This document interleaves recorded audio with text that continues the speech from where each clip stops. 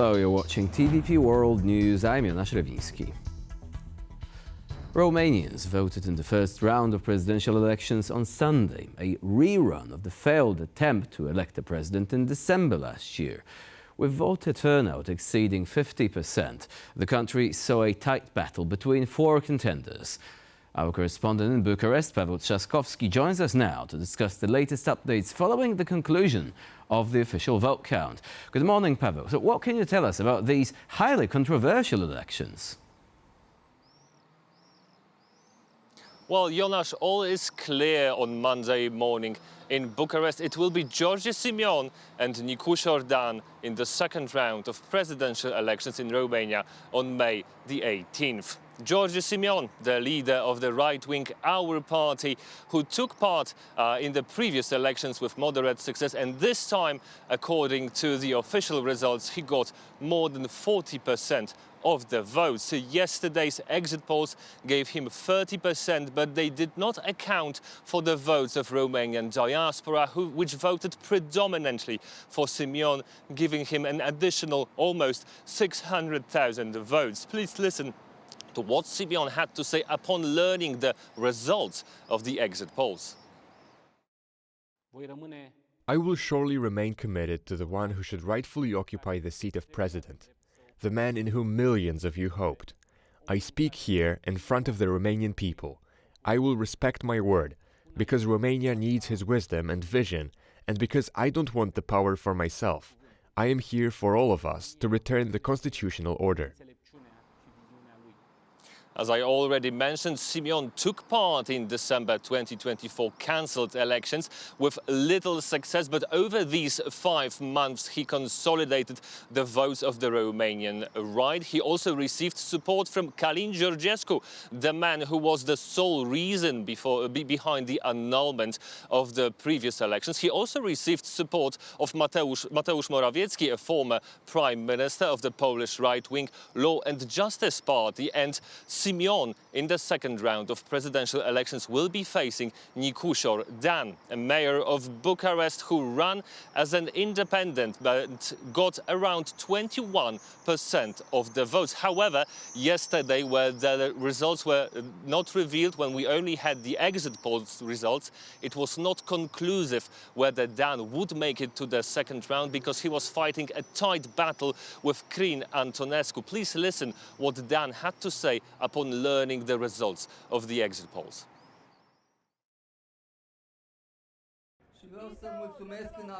We should wait the final results of the vote, which will come soon.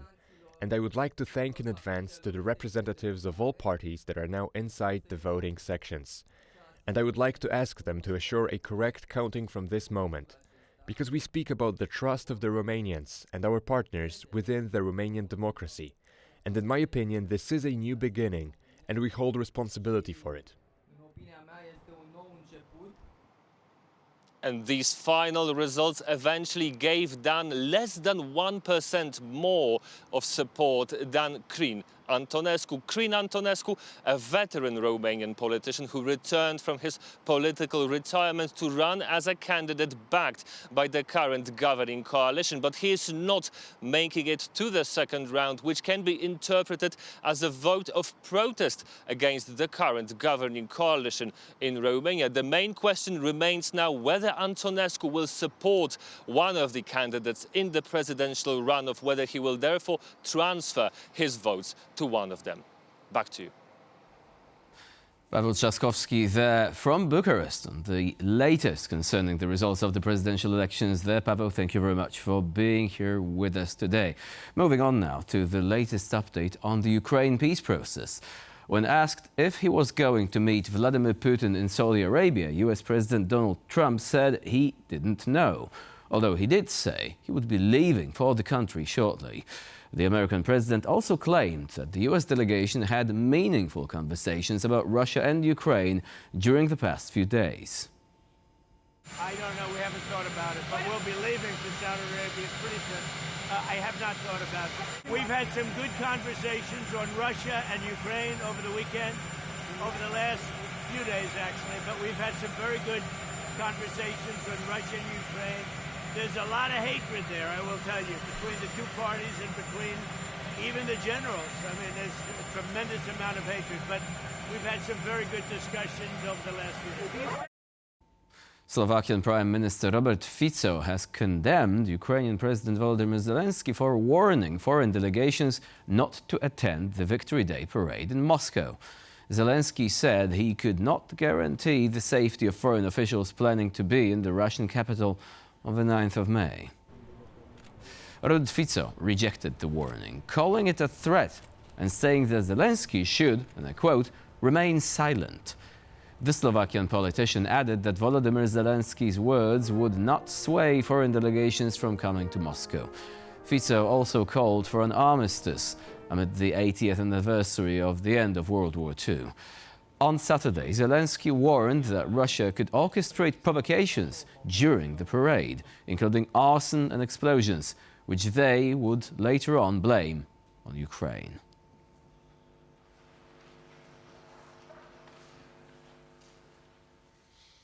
The Czech Republic is considering the delivery of a new tranche of military aid to Ukraine. Ukrainian President Volodymyr Zelenskyy visited Prague, where he met with Czech President Petr Pavel to discuss expanding cooperation between the two countries.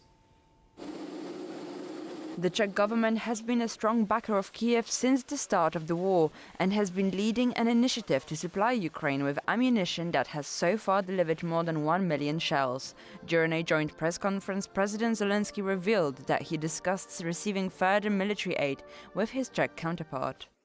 We count that this cooperation will be as effective as it was last year. We discussed possible delivery of 1.8 million shells. It is a very good plan. Tomorrow we will hold meetings with Czech defense companies and we are working on more details. Zelenskyy also commented on Russia's unilateral ceasefire announcements, stressing that the number of attacks on Ukraine have increased in recent days. We believe that ceasefire is possible at any moment, even starting today, and should last for at least 30 days to give diplomacy a real chance. In the past days, they have been saying that they want some kind of a ceasefire, but the number of assaults has been the highest in the past months, more than 200 assaults. So we do not believe them. Provocations are possible and peace depends on the Russians, not us. Russian President Vladimir Putin has previously announced a unilateral ceasefire during Easter. However, the Ukrainian defense forces accused the Russian side of violating it on dozens of instances. President Volodymyr Zelenskyy says Ukraine is open to a ceasefire, but only if it lasts at least 30 days. That's in contrast to the 3-day truce proposed by the Kremlin. Meanwhile, Russian attacks against Ukraine continued throughout the weekend. Drone strikes hit Kiev on Sunday, injuring 11 people and causing fires in residential areas. A yes to a ceasefire from Ukraine, but one that would pave the way for an ongoing peace, President Volodymyr Zelenskyy said in an evening address on Saturday. We are ready to move toward a ceasefire as soon as possible, even starting today, if Russia is ready to take reciprocal steps to establish complete silence, a lasting ceasefire of at least 30 days. But Russia is showing no intention of stopping the fighting, Zelenskyy added. Currently, the intensity of Russia's strikes indicates nothing but Russia's desire to continue fighting. Kyiv appeared to reject a 3-day truce announced by Russian President Vladimir Putin between May 8th and May 10th to mark the victory over the Nazis in World War II. The Kremlin asked Kyiv to clarify their position, describing the Ukrainian response as ambiguous. Meanwhile, Russian drone strikes targeted Kyiv on Sunday, injuring 11 people. A video released by the State Emergency Service of Ukraine showed the aftermath of the attack as emergency services attended the scene. Zelenskyy took to X on Sunday to comment on the ongoing attacks. The Russians are calling for a ceasefire on May 9th while striking Ukraine every single day. This is top-level cynicism. Just this week alone, Russia has used over 1,180 attack drones, 1,360 guided aerial bombs, and 10 missiles of various types against Ukraine. The morning light revealed damage to Ukraine's war-torn capital, and Kyiv residents expressed doubt that Russia would bear any consequences of this destruction as they walked among the ruins. Pretending that they're ready for talks is one thing, but nevertheless, they keep delivering strikes and the war continues. Our boys are dying every day. The Russians are bastards. Calling them bastards is not even enough to describe them. Targeting civilians is just horrible. People were sleeping. Reporting for TVP World, Natalia Oriol. The incoming German Interior Minister is skeptical of banning the far-right Alternative for Germany party, also known as the AfD. Last week, German intelligence classified the AfD as an extremist organization, which once again sparked a discussion whether the party should be banned altogether. Alexander Dobrindt, who is tapped to become Germany's next interior minister, says that an outright ban on the AfD remains unlikely. According to Dobrindt, Alternative for Germany doesn't meet the requirements for a ban. He highlighted that according to the constitutional guidelines, a political party must be working combatively and aggressively against democracy in order to be delegalized. This, Dobrindt said, is not the case with the AfD, adding that he's convinced that the party does not need to be banned but, quote, should be governed away instead.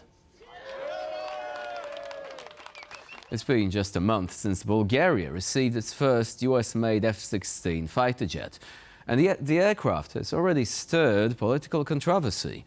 Bulgaria's President Rumen Radev has launched a broadside at the country's government, following reports that the aircraft had to be grounded after arrival. The country's defense minister fired back by saying that the president is blowing a routine technical issue out of proportion to score political points. The latest addition to Bulgaria's Air Force touched down on April 2nd. This F-16 is the first of 8 US-made jets that Sofia agreed to buy under a $1.3 billion deal signed in 2019. But a month on, this high-tech fighter jet is causing political turbulence after a technical issue sparks speculation about the cause. President Rumen Radev has hit out at Boyko Borisov, the leader of the country's largest political party, who was prime minister at the time of the 2019 deal, over the F-16's procurement process. Rumours even suggested hacking of the systems and test pilot error. Bulgaria's defence minister says a hardware glitch was spotted during routine handover checks and will be fixed at no extra cost by Lockheed Martin engineers. He says the issue has been blown out of proportion. Unfortunately, a technical issue has escalated into a domestic and foreign political problem with political consequences. And regrettably, this started at the highest level of the state, from President Radev, his advisors and political leaders of other parties. The matter will now go before the National Assembly's Security Services Oversight Committee on Thursday, May 8th. I hope that the Bulgarian public will also be informed, because the speculation that has been going on in all directions is not something we should be proud of. I also believe that this is a matter of national security. Bulgaria has recently endured intense political instability with 7 parliamentary elections over the past 4 years. As the country battles to upgrade its ageing Soviet MiG aircraft to match NATO standards, it should be no surprise that high-tech jets have become a political football. John Todd for TVP World. And that's all for now. Thank you for watching, and please stay with us here on TVP World.